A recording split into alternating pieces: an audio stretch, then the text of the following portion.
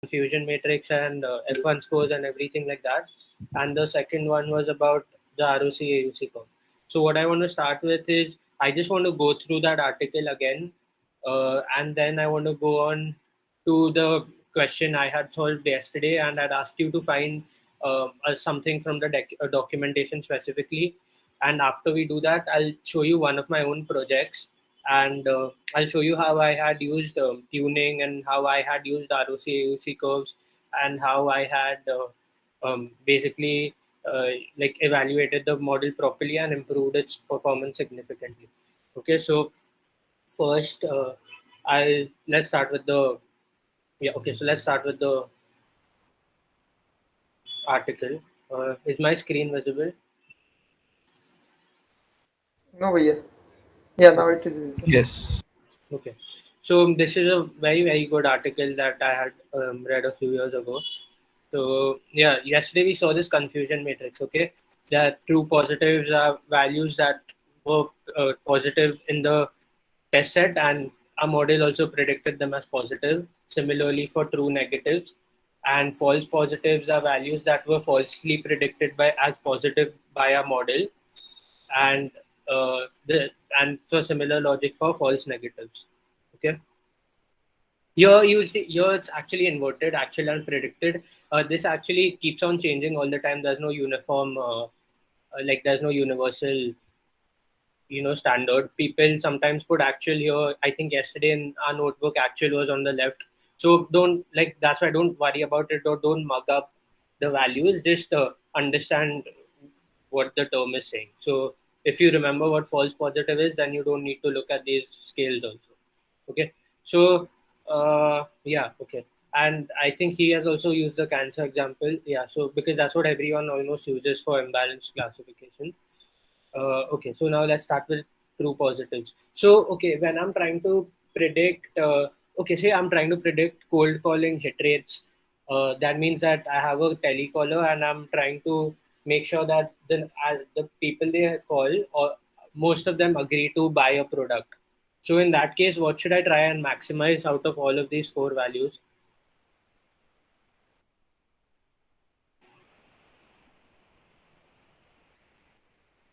So my problem is that I have a telecaller who's using a machine learning model, and through the model, they're trying to sell a product. And now what they want to do is, okay, suppose they have 100 people, they want to ensure that out of 100, they get, most people agree to buy the product. So in that case, what should I try maximizing?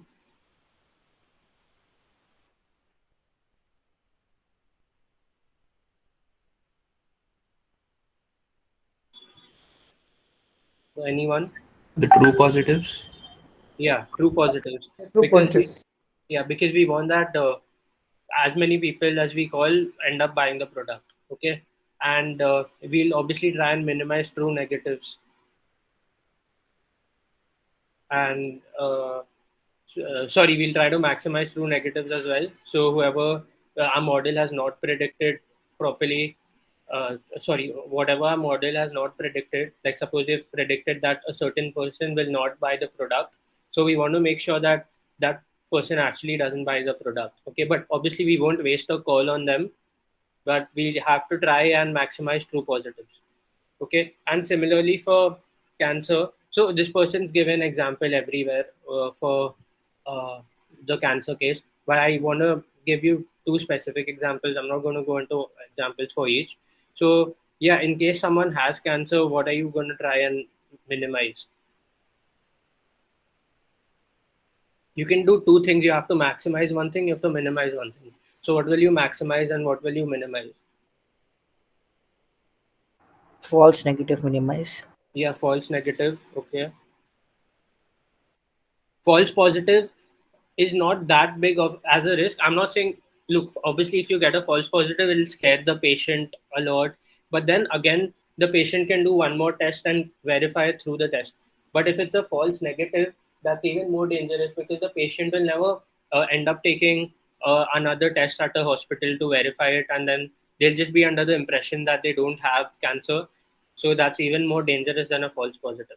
And so then what would we try to maximize, true positives or true negatives? True positives. Both of them, right? Yes.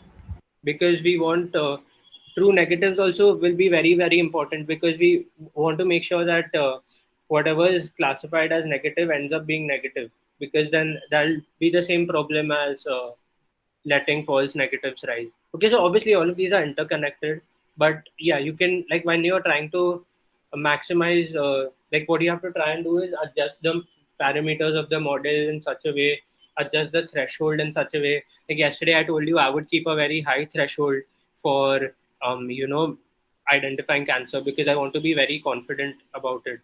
So uh, yeah, so this is what you do. And I hope you've gone through all of this, where they talk about minimizing false negatives, false positives, maximizing for true. So like I said, these are interconnected. Okay, so once you minimize false negatives, false positives, there's an obvious link with true positives, true negatives. But what you have to try and do is first see the confusion matrix on your test set. Then you have to determine ki, okay, this is my task. So my task is improving hit rates for telecallers. Okay, so my aim is to increase the true positives. So I have to adjust the threshold in such a way that the true positives will increase. Okay, and yeah, so when to use accuracy and when not to use accuracy is also very, very important. Uh, so obviously I told you yesterday that we have to use accuracy, and especially when the test data is balanced, otherwise it'll give you a very bad result. So your test data has to be balanced. What I mean by balanced is that if you have two categories, having cancer and not having cancer, then there should be as many examples of having cancer as there are of not having cancer. It can't be like I only have one example of a person who has cancer and 99 examples of people who don't have cancer. So if and obviously that's not realistic, because sometimes you won't be able to get such a data set. Okay, imbalance is a property of a data set that you cannot change sometimes. So then you shouldn't use accuracy. Then you have to use these metrics. So again, now precision.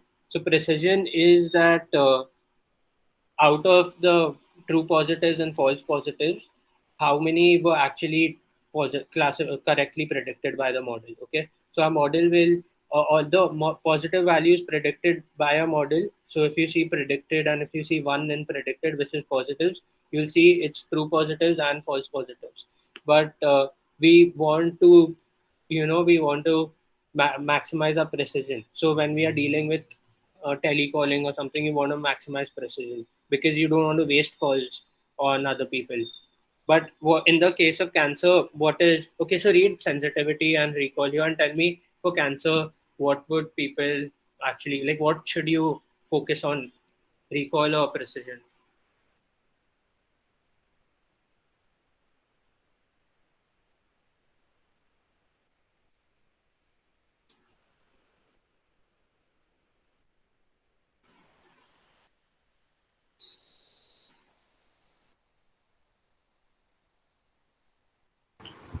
Could you repeat your question? I didn't understand what you were trying to ask. So my question is that when we are dealing with cancer as a problem and we are using a classifier to predict if a person has cancer or not, is it more important to pay attention to precision or pay attention to recall? Precision, as it would minimize the false negatives. No, actually, recall, right? Recall is more important because, okay, read what recall says. It measures that what proportion of patients that actually had cancer was diagnosed by the algorithm as having cancer. Okay, so of true positives and false negatives. So we have to minimize false negatives. Okay. So think about this carefully. It takes a little getting used to initially. So you have to, oh yeah, you have, and obviously I'm not saying that you have to have bad precision. An ideal model has a very good balance between precision and recall. But as you can see, if you try and increase precision, your recall will fall, and vice versa. Okay, and I'll show you an example of my project where the precision is very high, but at the same time the recall is very low. So that's why there's this metric called okay, where does he talk about F1? Yeah, so this is what F1 score is.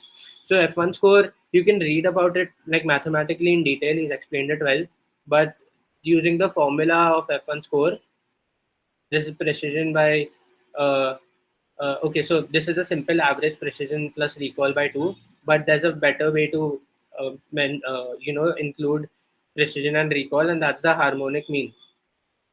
Okay, so the harmonic mean of the precision and recall, and you'll see it mathematically. I'll also send you Andrew and his videos to understand this more mathematically. But the F1 score, basically it balances precision and recall. So you always want to see that your F1 score is high as possible. It has to be as close to 1 as possible.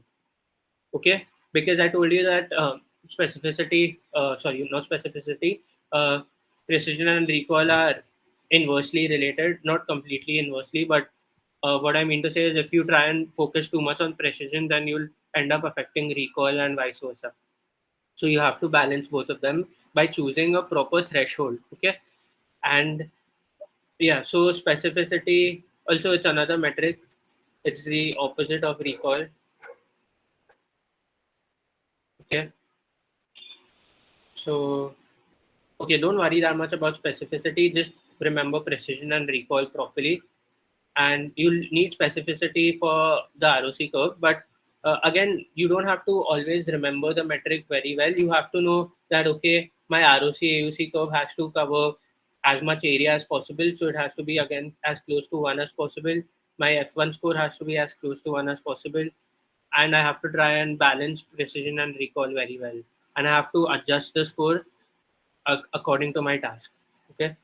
Okay. So can someone tell me why we need a AUC RUC curve and why is the F1 score not enough? Just think a little about this.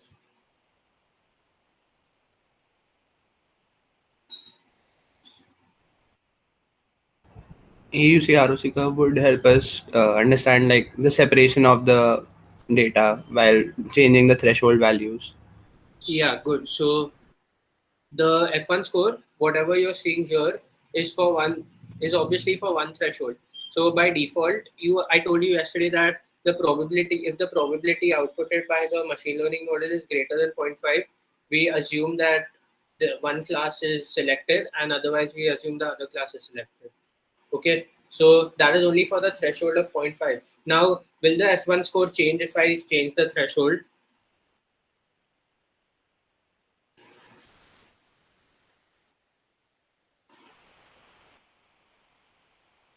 Okay, you guys are understanding what I'm trying to say right today, or is it confusing? Yes. If anyone's getting confused, let me know. Okay, what I'm asking is the F1 score dependent on the threshold, or is it independent of the threshold? Dependent, because it would reduce the positives. Yeah, not necessarily reduce. That depends on whether you increase or decrease the threshold. But yeah, increasing or decreasing the threshold would change values in the confusion matrix. And I want you to actually go and experiment that.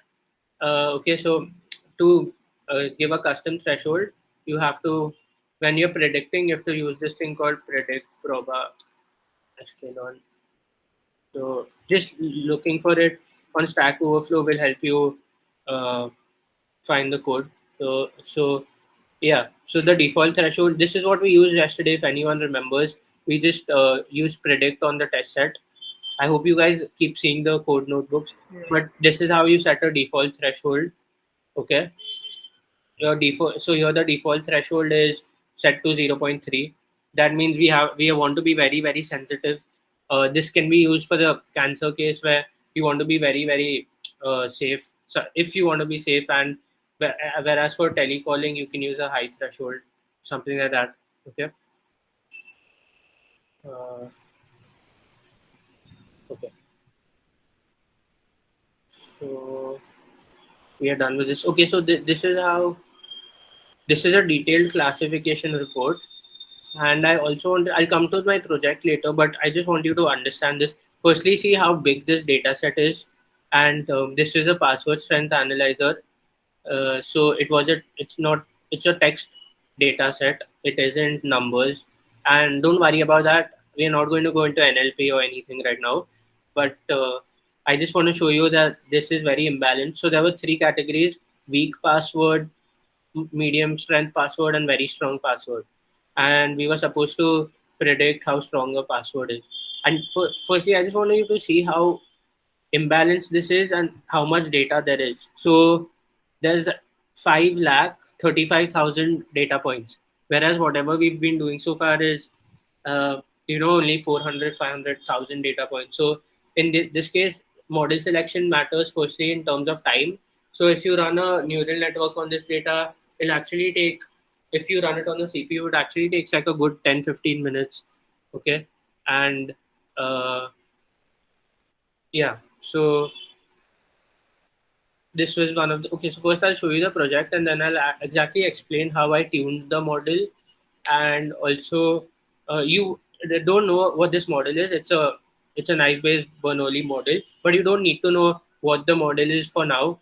You just need to know that how we can fit in some parameters and how we can tune the model and how do we evaluate it. Okay, so before that, yesterday I had asked a question. I'll just open that question. Did anyone go through the documentations and find out? So I'm talking about this thing. I'll just open the documentation instead.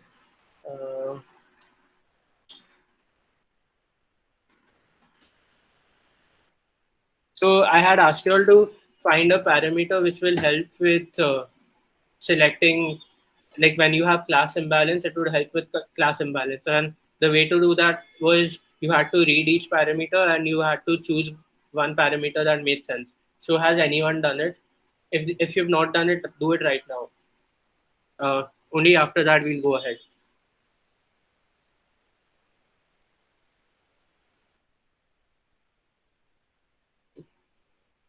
Has anyone found out anything?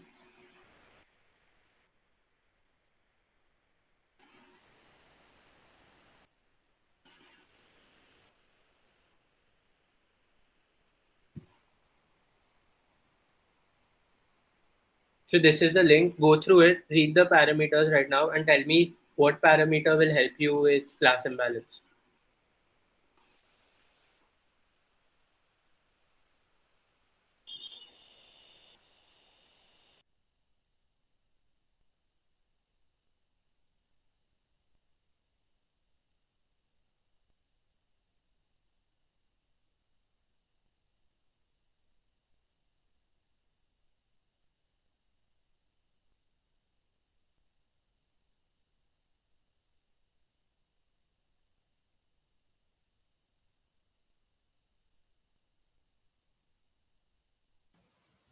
Class में Sorry, what? class weight. Class weight. Yeah, exactly. Class weight. So by default, can you just explain what this is doing? What is the balanced mode doing? Forget dict. Dict is when you want to give custom weights. So if say someone has cancer, you only have 10 values of people having cancer in your training set and you have 90 values of people not having cancer. So in that case, I want to make sure that the model, although it learns that people don't have cancer, it must also give a lot of importance to people who have cancer. So in that case, I'll give a very high class weight associated with cancer. So if I give a very high class weight, what that means is whenever the model predicts wrong for people who have cancer and it predicts it as not having cancer, the cost function will increase a lot and it will be heavily penalized. So then what it will try and do to counteract that is it will see that, okay, my cost is increasing because of not predicting cancer properly, because there's such a high class weight associated with it. So what the model will try and do is adjust the weights. This is all what gradient descent does, by the way. So gradient descent will try and adjust the weight such that the cost is minimized. Okay. So just read this balance thing and explain what it's doing.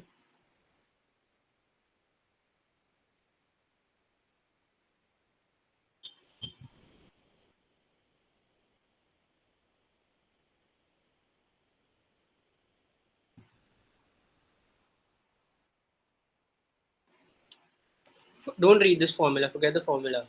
Just read what's written. It is adding the weight value to the class, which will be inversely related to the data in the class. Yeah, okay. So see, it's adding, as in it's assigning a weight which is specific to the proportion encountered. Okay, so basically now say your class the number of people who have cancer to the number of people who don't have cancer is in the ratio 1:9. Okay, so then it will give 9 times more importance to people who have cancer than to people who don't have cancer. So inversely, it will assign the weight, and it also takes into account number of samples. Okay, so that's how it determines this ratio. And this was just a very high level overview. And there are some other parameters. Anyone who has a very good hold of mathematics can read about LBFGS, but it's not very easy to understand. So this is only if someone already knows maths very well. But okay, so moving on from that, that is exactly what we want. So you can explore yourself how you can use this class weight dictionary. One way is to assign class labels yourself. Okay, and towards the end of the week, if we get time, I'll actually show you how it's done through an example. But yeah, so this now I'm going to come to my project. This was actually done for one of the clubs at VIT. It's called OWASP, and what our aim was that we try and fill in a password, and then there are various models here. Later on, there's also a character level LSTM, but we haven't uploaded that because it's very heavy. So these are like 5 different models. Out of this, you guys only know logistic regression so far. Okay, so don't worry about the other models. We'll come to all of that later. But basically, what we are trying and doing is we are trying to see how each model analyzes the strength of the password. Okay, so does anyone want to give me any template password to try, or should I just put one? Okay, so if I'm just putting something like this,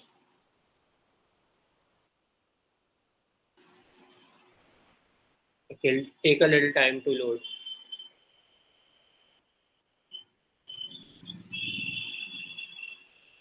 So you can see that all the classifiers have classified it as weak. It has shown, okay, this is not related to machine learning, but it's just showing you the breached count, and it's showing you the password score. So you can see how logistic regression, all of them are doing badly. But you'll also see, so when I give something complex like this, you'll see that, okay, that a neural network can still, the under decision tree predicts it to be moderate, whereas logistic regression and naive Bayes, they aren't that strong, so they'll predict it as strong. And you can see that the password has never been breached and it's a strong password. Okay, so obviously for a neural network to show you something very strong, it has to be very strong. And but that is not the point here. The point here was that we have all of these different models, and now we want to evaluate the model. So when we were deploying each of the models, we had to tune the model. Okay, so by default, by just fitting in a model, this is what accuracy and F1 scores we were getting. So can you see this properly?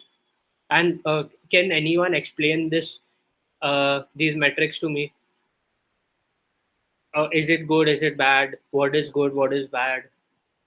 I want you all to understand properly.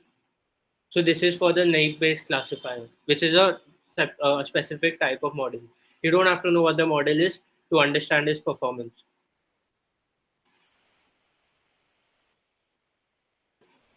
Why are there three rows of the data, like Yeah. 0, 1, and 2? Because we have 3 classes. Okay, so the weak, strong, and moderate, right? Yeah, 0 is for weak, 1 is for moderate, 2 is for strong. Okay. So the recall score for the weak is quite low. Yeah, it's horrible. Yeah, it is very low, and rest values are still fine as compared to that, I would say. Yeah, and why can you give a reason why it's why it's so low? Just by looking at, okay, so support means number of examples, okay, everywhere. So number of examples, as in the test set, there are 22,000 weak examples, there are 1,24,000 medium examples, and so on. Okay.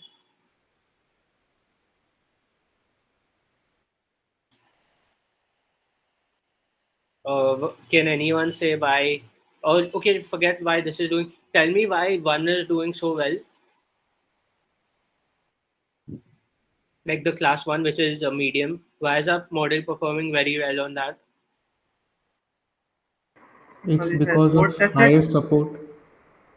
Yeah, because we have so much data to train it. Okay, so because it's been trained on so much data for class one, it's actually picking up very well that these types of passwords will be type one. Okay, so but still, uh, you can see. So you can see one more very good thing I wanted to show you. First, two things. So precision is high, recall is low.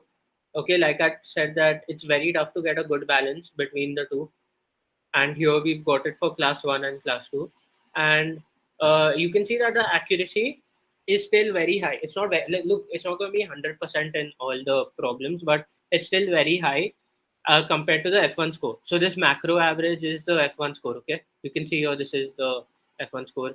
So you can see how good the F1 score is here. The macro average is what you have to see under F1 score. So you can see the massive difference between accuracy and F1 score. How much is the difference? Can anyone tell me?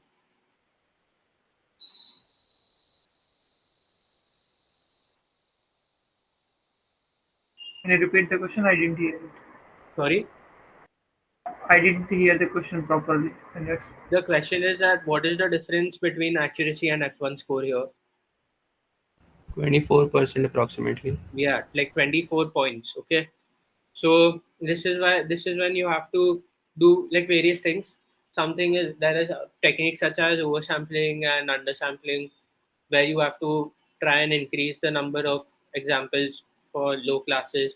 All of these are advanced techniques, so I had tried all of them out, but just through hypertuning. So I'll show you how much effect tuning had alone. Okay. So this code that is commented out was commented out because every time I run the notebook, I didn't want it to run. This takes time. So there's something called as grid search, and this helps you tune the parameters of a model. So first, very importantly, you have to see that you have to go here. Okay, like we did for for logistic regression, you have to see the name of the model is Bernoulli Knight based. Then you have to see the parameters it has. Okay, so now through experience, I know that these three aren't going to help much. Class prior does sometimes, but I just focusing on alpha alone will help me increase the accuracy. And you know that when you study about models, okay, like for logistic regression, when we do regularization next week, you'll understand that the regularization parameter is very important. Okay, so like alpha basically the default value is 1, so you have to basically alpha is a parameter, and using alpha you have to tune the model. Don't worry at all what alpha is, what the model is. Just remember that all models have some kinds of parameters which affect mathematical predictions, and you have to find the perfect balance of these parameters to improve your accuracy. So here I've just taken one parameter alpha, and okay, you all have done MATLAB, right? So you know what linspace means. So I'm starting from 0.01 and stopping at 0.1 and giving 100 values. And this is through experimentation. Okay, you have to try from 0.01 to 5, 10, whatever, how many other values you have to give. Obviously, the more trial and error you do, the more time it will take. So now, very importantly, this is how we actually fit it. So first we give it a scoring dictionary, okay? Accuracy, and this is just how you do it. Like you have to import certain libraries and do it. So essentially, whenever you do something like this, just copy paste this dictionary, and in case you want to add or remove some metrics, do that. But yeah, like always, they don't worry about remembering the code or anything like that.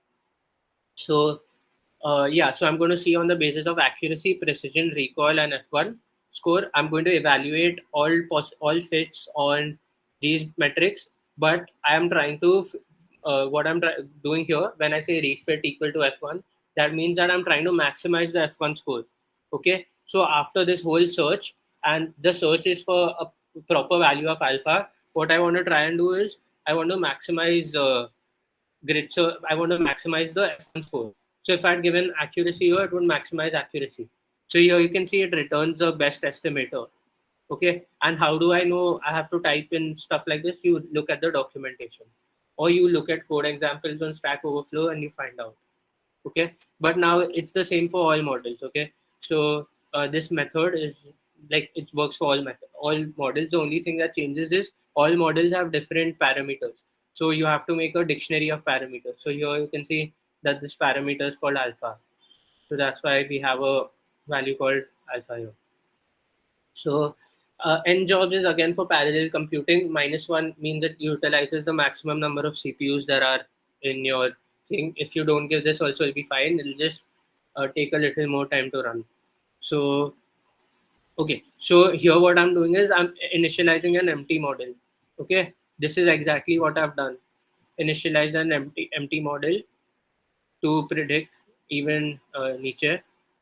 Okay, so we'll come to that later. Anyway, so so this is an empty model, and now the grid search takes in these parameters, your scoring metrics, what you want to maximize. Forget verbose, don't pay attention to it, and n jobs. Okay, and it takes in a classifier most importantly. So can anyone tell me what this fit is doing here? What this fit method is doing? Fit of xtrain, ytrain, what is that doing? It is training the model by the hyperparameters. Yeah, so it's going to train how many different models here? Like how it's going to train one model with how many different parameters here? Like how much training is to be done? Read the code and tell me how many different models it'll have to fit. I mean, it'll fit one model, but with how many different hyperparameter combinations?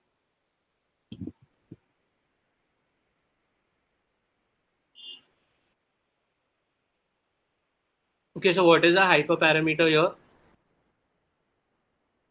The param grid and refit scoring, all of that. No. Hyperparameter is the parameter you have to pass into the model. So what is that here? These are evaluation metrics. Okay, scoring, F1 score, all of this is our evaluation metric. The hyperparameters are whatever is mentioned in the parameter grid. Okay, so what are our hyperparameters here?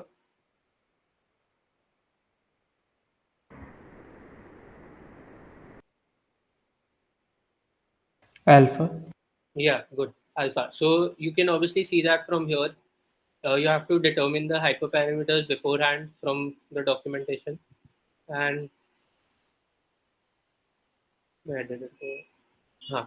So yeah, so how many different combinations will it fit? It's simple math. Just think.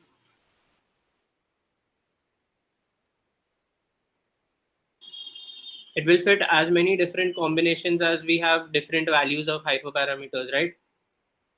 So how many different hyperparameter values do we have? Link space. Yeah, how much is this? 100 it had. Yeah, 100. So it will fit 100 combinations. Now, what if I had one more parameter called, let's just call it x, okay? Forget what the parameter is, and that has 200 values. So in that case, what will be the number of combinations in total? 100 times 200. Yeah, good. So 100 into 200, and obviously that's a lot. Even this was, I just used 100 here because I didn't have other hyperparameters.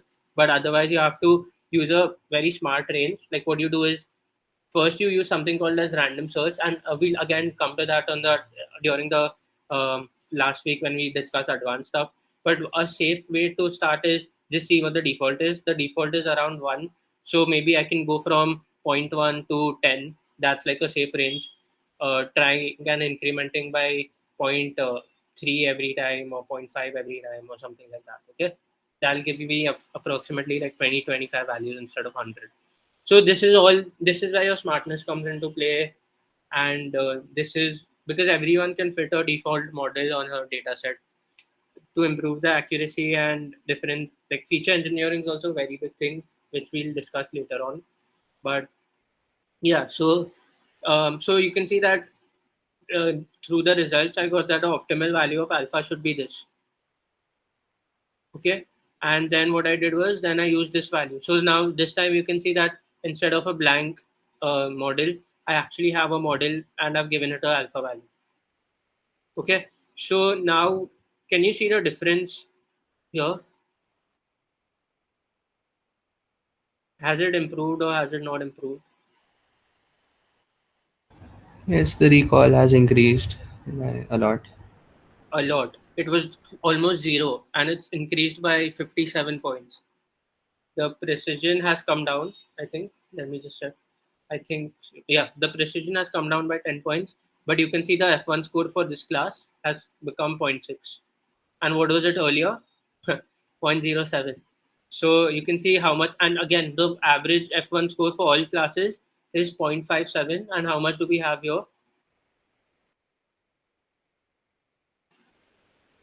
How much has it improved from 0.57? 0.74. 0.7. Yeah, so we've got so much improvement, and the most surprising part is this again proves why we should not only see accuracy, is that the accuracy is 82% here, and here also it's 82% almost, it's 81%.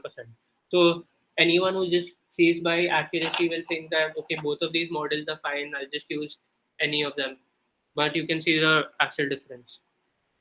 Okay, and on the test set also, now this was just done to see whether I'm underfitting, overfitting, which I explained. So first you see the accuracy and F1 score, not even accuracy, see the F1 score on the training set, it's 74, and on the test set, it's 73. So what does this say?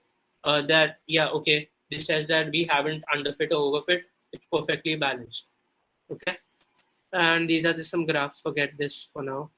Now we come to the ROC AUC curves. And what have I done? Okay, so yeah, so ROC AUC curves are mainly used when we are trying to compare two different models.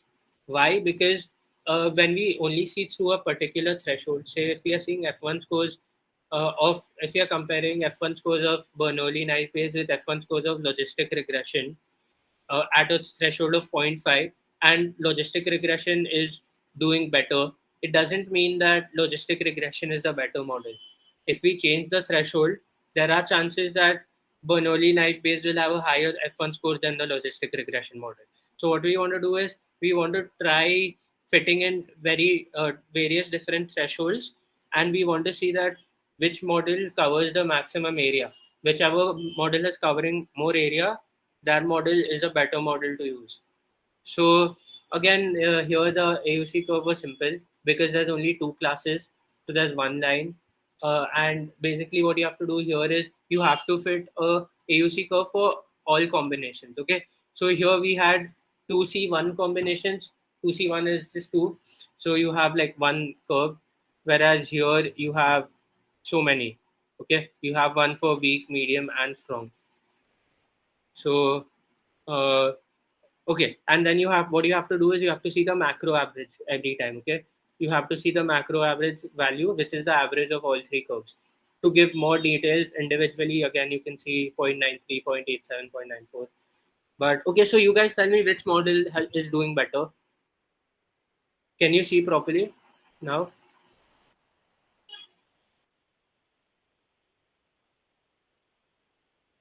Logistic regression. Yeah, logistic regression is doing much better, 0.98 and 0.91. Okay, so in this case, for this thing, should I rely more on logistic regression or knife Bayes?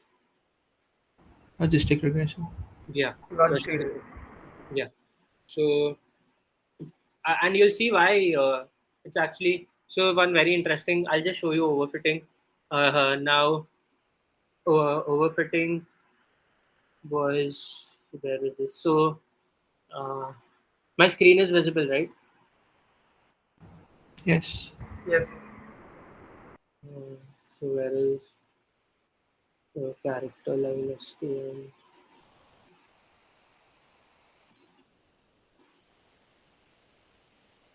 Okay, so I think it's your answer.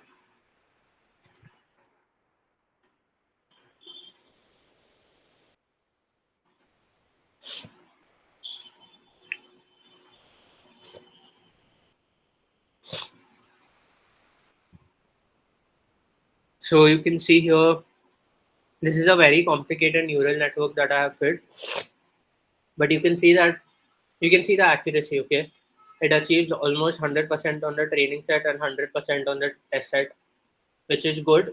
We would think that it's good, and in theory, it's good because it's good because the training set and test set should have comparable accuracies, and in this case, we've almost perfected the data set. You saw that after tuning so much here, I was still getting what this? I was still getting how much? Uh, yeah, my accuracy was like 82%. Okay, so here it's almost 100, close to 100, and F1 score is also very high. I had checked that. So, but the thing here is it's exactly fitting to the data set. So now in my now this in this time there's a fault in the data set. Like my data set does not have enough examples of passwords where there are only 6 or 7 characters, but the 6 7 characters are very very strong.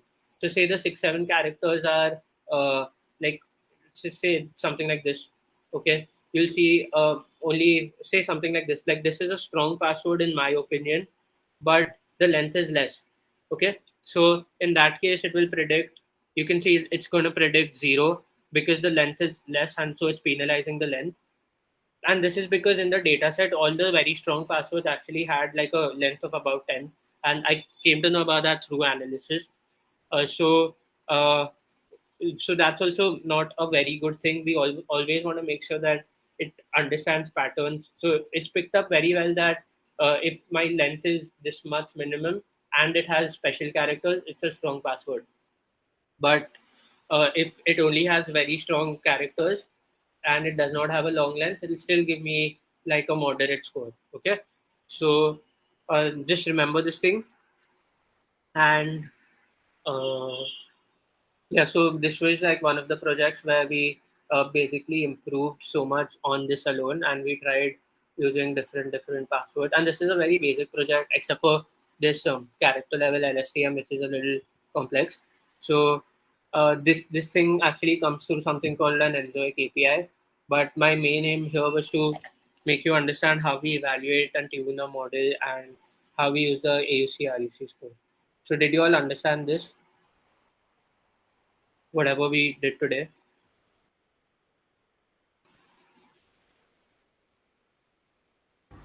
In the project that you just In what? I was saying in the project that you just showed us, Yeah. like the two values of precision and recall, you mainly focused on recall in it, as you wanted to maximize the true positive, right?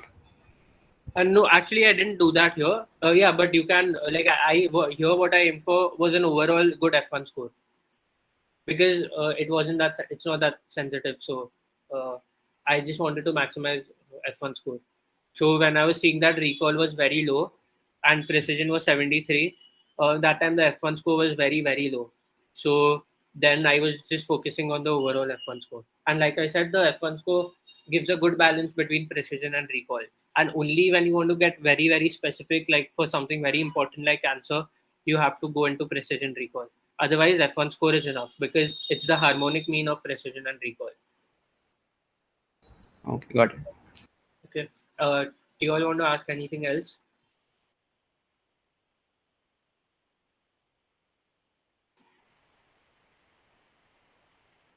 Did you all understand whatever we did today?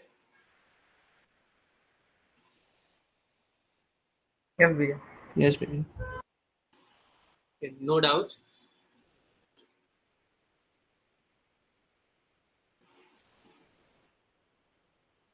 If you don't have doubts, I'll leave. You guys stay because of the quiz, but If you don't, if there's nothing anyone wants to ask, I'll leave.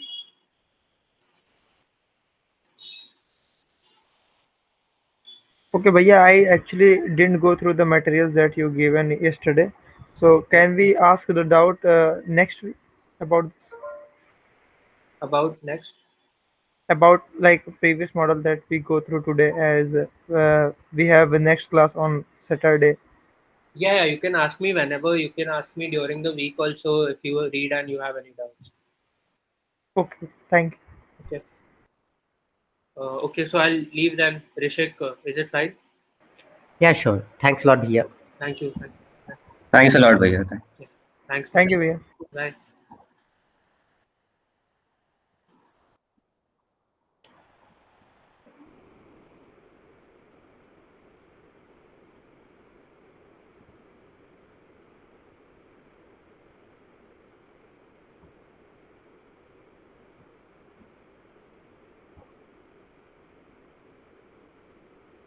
Guys, I've pasted the quiz link. You all can start.